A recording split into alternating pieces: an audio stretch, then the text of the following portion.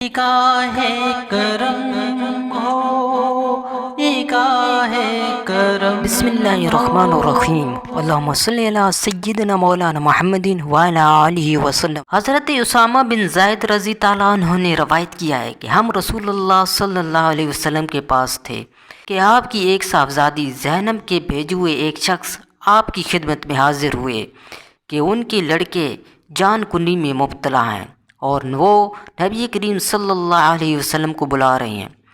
نبی کریم صلی اللہ علیہ وسلم نے ان سے فرمایا کہ تم جا کر انہیں بتا دو کہ اللہ ہی کا سب مال ہے، جو چاہے لے لے اور جو چاہے دے دے۔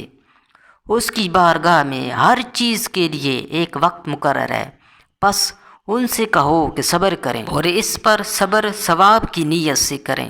صاحبزادی نے دوبارہ آپ کو قسم دے کر بلوا بھیجا کہ آپ ضرور تشریف لائیں۔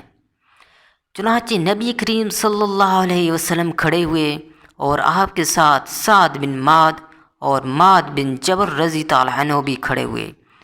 پھر جب آپ صاحبزادی کے گھر پہنچے تو بچہ آپ کو دے دیا گیا اور اس کی سانسیں اکڑ رہی تھیں جیسے پرانی مشق کا حال ہوتا ہے۔ یہ دیکھ کر نبی کریم صلی اللہ علیہ وسلم کی آنکھوں میں آنسو بھر آئے۔ اس پر سعد نے کہا، یا رسول اللہ یہ کیا ہے؟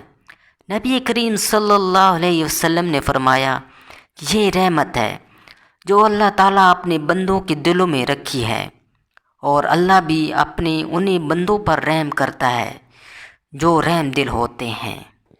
قرآن و حدیث کی خوبصورت ویڈیوز کے لیے ہمارے چینل کو سبسکرائب کریں اور ہماری حوصلہ افزائی کریں۔ جزاک اللہ خیرہ۔